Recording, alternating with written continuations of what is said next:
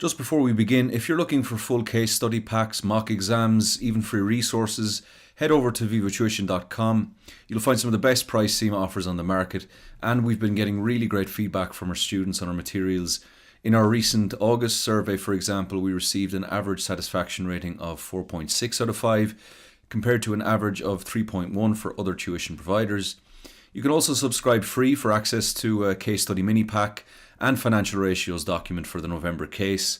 And one last thing, all our packs come with a lifetime pass guarantee as standard, so you can find all the details over on our website.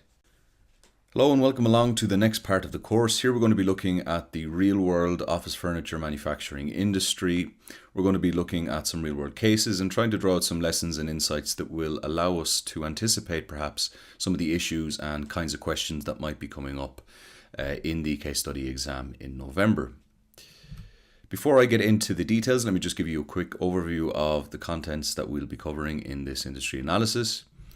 In the first section, I'll be looking at what I call macro data. In other words, I'll be looking at the global, international trends in this industry, how the market's been faring in recent years, what's likely to happen in coming years in terms of sales and revenues, and also some other trends in terms of the kinds of products that are being produced and manufactured in recent years. In the second section, then I'll move on to real-world cases. I'm going to be looking at two companies in particular in this industry, Herman Miller from the United States and Kinnarps, which is based in Sweden. Both of them very, very significant players in this industry, and they've had some very significant successes, and we're going to be looking at the causes and sources of those successes and looking at some of their innovations and things like that to try and draw out some lessons for a company like ZedEx, see where they might go in terms of strategy in the coming years. In section 3, then we'll focus more closely on these kinds of innovations. We're going to be looking at ergonomics, a really important area in office furniture design, and also smart furniture suites in terms of interaction and coordination with technology and computer systems and things like that. And one company that's been doing a lot in this area has been Steelcase, another major office furniture manufacturer. Then we'll move on to section 4, where we'll be looking at regulations and challenges that have arisen in this industry in recent years, and things that are likely to cause a company like ZedEx to revise and review their strategy and to try to deal with these different challenges in the coming years. And in section 5, then the conclusions, we're going to just review some of the most important points and try and tie it all together in terms of lessons for a company like ZedEx. Okay, so let's start with this macro data then. Here we're looking at projected growth figures for the office furniture market. As you can see here, this is a projection from 2015 to 2019, and it's in billions of dollars. We're looking at from 100 billion to approximately just under 140 billion by 2019. You can see it's more or less linear growth here. It's not particularly spectacular, no major ups and downs, just a fairly steady linear growth. In general, it's expected that the office furniture industry is going to grow more or less in line with the global economic growth rate in general. So it's going to more or less track that. It's not a particularly new industry. It's quite mature. And so in that respect, we can expect more or less steady growth in the coming years in this market. You can see here focusing specifically on Europe, which is perhaps a market that's more closely aligned to the fictional marketplace of the pre-scene. You can see from 2009 to 2014, in absolute terms, we've seen a considerable amount of growth. That's mostly in light of the fact that, of course, we had a serious downturn from around 2006, 2007 until 2009. There was a huge decline in office furniture manufacturing market because of demand for office spaces. There were a huge amount of closures of commercial office spaces, and so that, of course, had a depressing effect on the demand for office furniture. So since 2009, there's been a quite substantial recovery. We're moving back to a kind of more or less normal growth rate, though, in the last 3 to 4 years. And so we're seeing a fairly steady, modest year-on-year growth since the recovery in 2009. For looking at the segmentation of the market and the specific items and kinds of products that are being demanded, you can see here that the chairs segment, as is mentioned in the pre-scene, is the biggest in terms of sales percentages of total sales for office furniture. That's broken down here into swivel chairs, meeting chairs, and lounge chairs. And as you can see, swivel chairs is the major segment within this industry in terms of individual products. And that's perhaps not surprising, considering the fact that swivel chairs are one of the most important and fundamental pieces of furniture in any office. And so perhaps not surprising. Desks as well, of course, very, very important segment within this market. But swivel chairs, as I mentioned, the major player, and desks, individual in terms of individual items. But overall chairs as a category, as a general category, is the major one in this industry. We're looking at forecasts here. You can see, again, fairly steady. No major changes in terms of segmentation and product segmentation in the coming years. It's going to be fairly standard, fairly similar, it's expected. Okay, so in terms of the types of furniture that are being demanded and that are likely to become popular in the coming years, you can see we're going to be coming back to this because this obviously ties in with innovations and so on.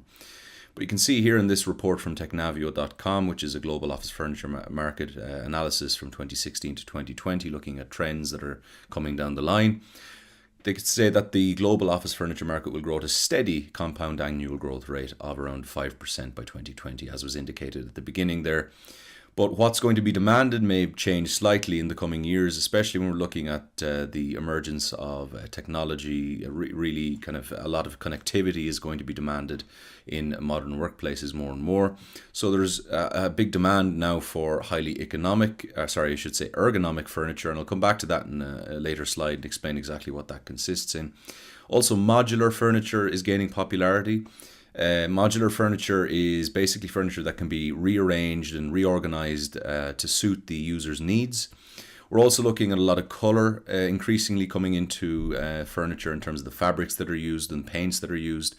And this obviously ties in with recent trends in office spaces associated with tech companies like Google and so on.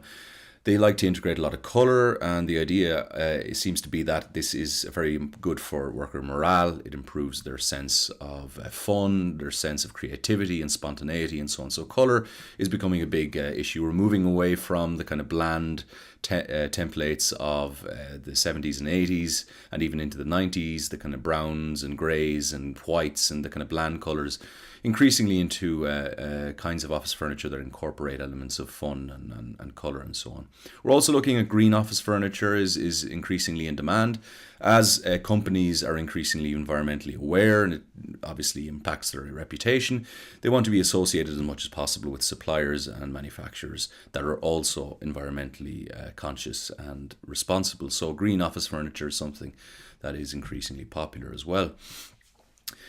Also, in terms of style, we're looking at more minimalistic furniture, and this again suits the kind of open plan template which has become the norm at this point. We're looking increasingly at multifunctional, as I mentioned, modular furniture that can be used in many ways and put in many places and rearranged quite easily. And we're also seeing high rates of commercial leases across the globe. Office spaces are getting smaller, and that has to do as well with the fact that we're seeing increasingly startups and small companies emerging, very dynamic players, especially in the tech industries, for example. So they want furniture that is compact and also easily movable and minimalistic, and that's not surprising in that context. So a steep rise in startups, as I mentioned, multifunctional furniture is increasingly in demand. We'll come back to this, and we'll be looking at this through the lens of one particular real-world company in a few moments. Now, to get to the real-world cases and the companies that are major movers in this industry, we're looking here at the European office furniture top 20 from 2013-2014. It's been more or less the same since then. We've seen two companies in particular dominating this market. We've seen Kinnarps Holding from Sweden and Steelcase, which is a United States-based manufacturer but has a really strong presence not just in Europe but throughout the world. And we're going to come back and also look at Steelcase later on. You can see way ahead of the competition. The closest is Vitra Holding, and they're almost twice as big as that. So really these are the two major players within the European market. So the first company that I'm going to focus on is perhaps the most famous office furniture and indeed furniture manufacturer, one of the most famous furniture designers and manufacturers in the world, which is based in the United States. That is Herman Miller, and they've become a byword really for stylish, minimalistic, modern design of furniture. And they are a significant player in the office furniture segment as well. Now, they perhaps are not the biggest company necessarily in terms of revenues, but they are one of the most well-regarded companies in the world in this industry, and we'll see why. They were founded in Michigan in the United States in 1905, a pioneer of modernist style furniture, especially in the office space. They really kind of changed the mold and changed the template for office furniture design and manufacture. They're credited with the invention of the office cubicle, perhaps one of the most famous fixtures of offices in the 20th century and indeed to this day, although it's becoming a little bit less common to see the kind of traditional office cubicle that we were once used to. Things are becoming a little bit more open-spaced and open-ended. But certainly the cubicle is still a fairly prominent feature of most modern offices, and they were the ones who came up with this idea. So as you can expect from this, they're a really important, historically a really important company in the office furniture manufacturing area. In office design, it produced groundbreaking ergonomic seating as well, which we'll be looking at in a little bit more detail soon. Its Aeron chair is perhaps one of the best known and most popular high-end office chairs in the industry, and also, perhaps not surprisingly, one of the most expensive, given that Herman Miller is a brand that's really associated with high-quality style and design. So they do combine high-end design values with a strong commitment to environmental sustainability, and of course in the pre-scene we see that ZedEx is also committed to this value of environmental sustainability, and this is really becoming a kind of feature, a common feature within the industry. So not necessarily something that is unique to any particular company in this industry, but again, Herman Miller was one of the pioneers and has been really very impressive in its commitments in terms of environmental sustainability. It has outlined its perfect vision goals, and these set very substantial environmental targets and commitments for the year 2020, just to name a few. Zero landfill disposal, zero hazardous waste generation, and 100% green electrical energy use by 2020. Now, whether or not they're actually going to be able to meet these commitments is another matter, but certainly they have set themselves a very high benchmark, and many companies within the industry will struggle to, I think, replicate the achievements of Herman Miller in terms of its environmental credentials. Their most recent kind of innovation, I suppose you could say, is their Canvas range, which is a modular and mobile and highly adaptable suite of office furniture pieces. This has become a really popular range of furniture for commercial offices and for people who are purchasing these office furniture suites, I guess you could say, or completed sets of office furniture. And Canvas, as we'll see in the demonstration that I'm about to show you, is a very flexible and impressive in many ways, a deceptively impressive, I think, range of furniture in terms of its design and planning. It may seem quite simple as an idea, but actually executing it could be quite sophisticated and quite complex, as we'll see. So they consult with office managers similarly to ZedEx. They produce a set of customized pieces based on this kind of general template that they have in the Canvas range, and that can be rearranged very in many ways to suit the needs of the particular client. So we're going to look at a video here, just a very quick little video that kind of gives you a sense of what the Canvas system consists in, but also I think demonstrates the kind of subtle complexity of this range of furniture. As you can see, the Canvas system contains many detachable units. You can see here they're moved around in various combinations. But one thing to notice is the dimensions here, and this is quite interesting. You can see the pieces are often designed so that when they are rotated, say 180 degrees, they can be fitted against panels neatly with other adjacent pieces alongside. No matter what kind of orientation you put them in, they always seem to come together quite neatly. This, of course, requires quite a lot of careful planning, and it's ensuring really that all the dimensions, length, width, height, and so on are kept very consistent and compatible for all the different combinations that could be made within using these pieces of furniture. So, as I said, it's kind of a deceptively simple looking idea, but really when you dig below a little bit, you can see that it is something that requires very careful design and planning, and the Canvas system is something that gives great flexibility, but also is very efficient in the sense that it is designed in advance with all the dimensions and so on very consistently laid out. So this is really quite an impressive achievement from Herman Miller. It allows office users and managers to recombine in literally thousands of ways to suit their needs. And of course, in terms of open planning, this is a very attractive prospect for a potential client. If they have an open plan office workspace, they can rearrange to their heart's content. So as I mentioned, the Aeron chair by Herman Miller is perhaps one of the most iconic pieces of office furniture and it's a really permanent fixture of many high-ranking companies' offices. Generally, larger companies, multinationals, and so on would be the primary clients for this kind of chair, because it is very, very expensive to buy individually, and so generally they would be bought as part of a suite or as part of a deal between an office furniture manufacturer like Herman Miller and such a company. So really, really sophisticated piece of equipment, lots of moving parts, lots of adjustments and so on, as we'll see, and really good quality materials as well. So as I said, this is one of their standard pieces, so this is something they're churning out and manufacturing through the same kind of process, the same kind of assembly process over and over again. We're going to come back to Herman Miller's assembly process soon enough.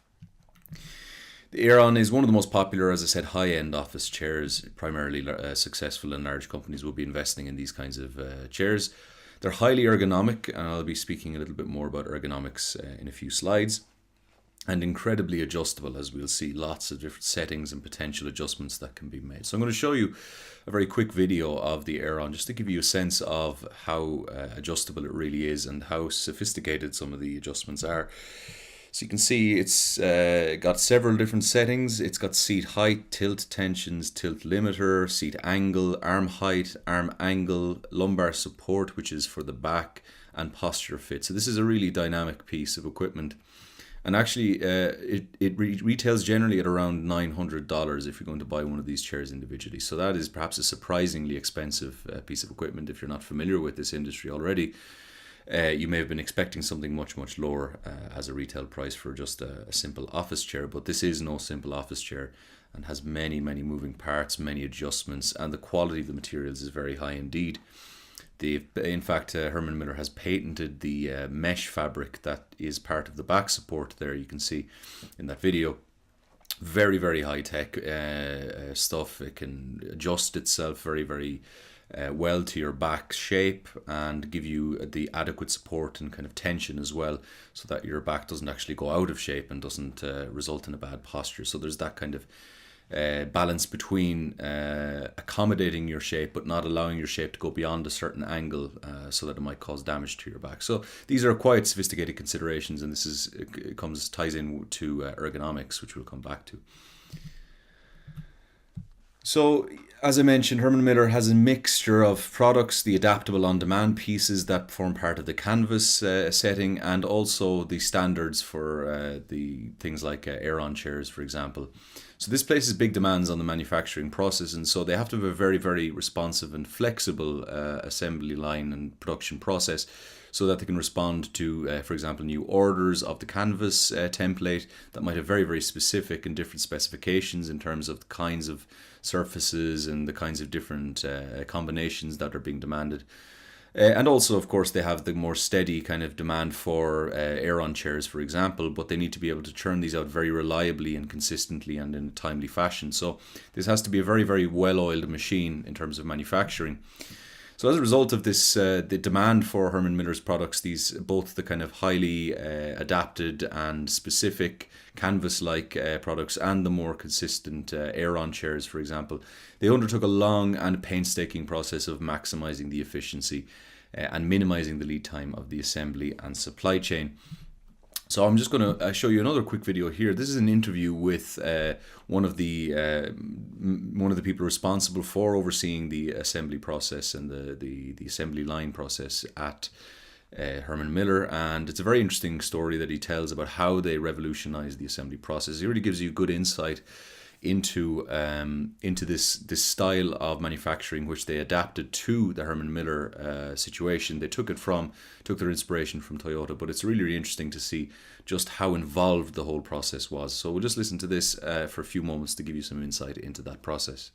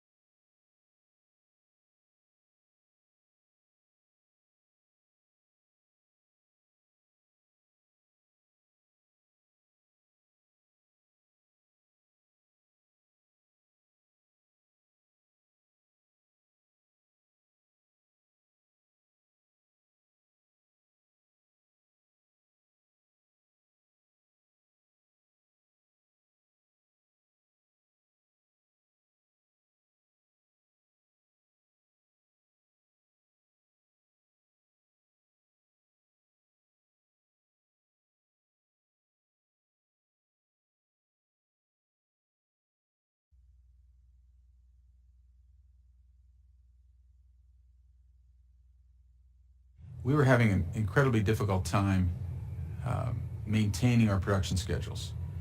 We weren't shipping on time. We were having difficulty maintaining our cost of goods in terms of raw material coming in from our supply base, along with our labor costs. We weren't as flexible as we needed to be with respect to our customers. So we were having a number of what I would call traditional production problems as a result of the way we were manufacturing. We worked through a number of initiatives to try to figure out how to get to the other side of the problems we were experiencing. And one of the things that we came upon was a story about a process or system that allows operations to tighten up in the areas that we were very loose in, called the Toyota Production System. So we decided to investigate.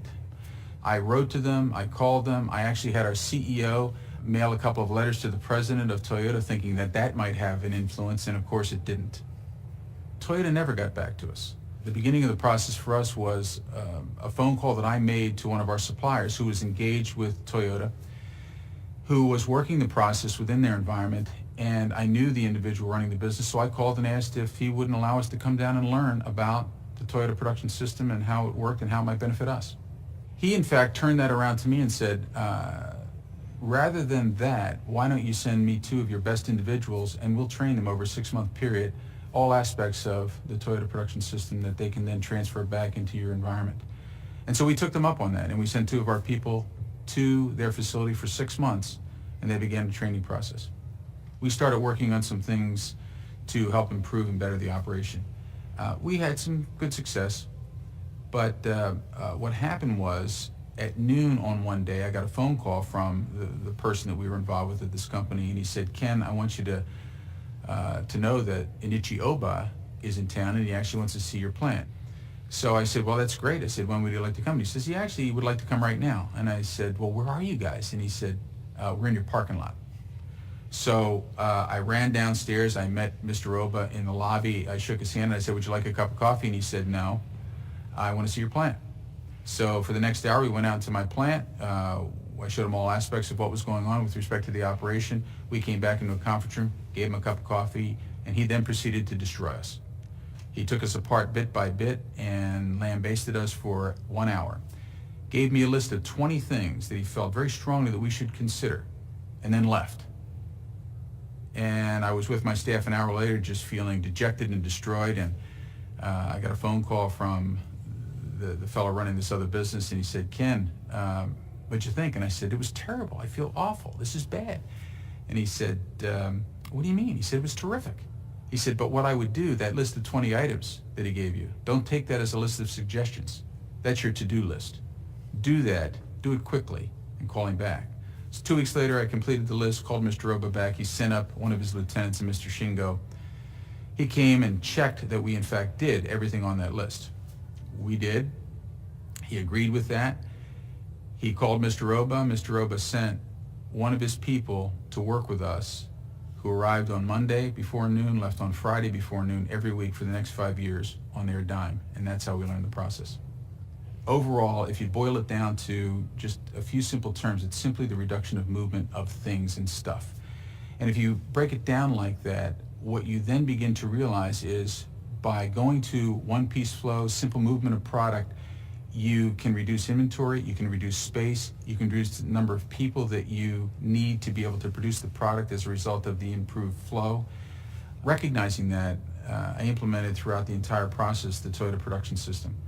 The end game around all of the things that we've implemented has allowed us to become a rock-solid operation, competitive with anyone, to be able to reliably deliver products that we produce, which are the forefront of design and integrity, anywhere when somebody needs it, with a kind of stability in terms of cost, not endangering our people, and ensuring the kind of quality that our customers have come to expect.